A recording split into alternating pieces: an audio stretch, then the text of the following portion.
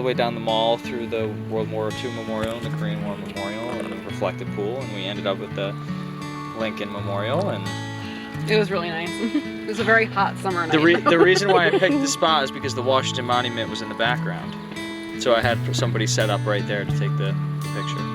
And she said, "I knew it," instead of "yes."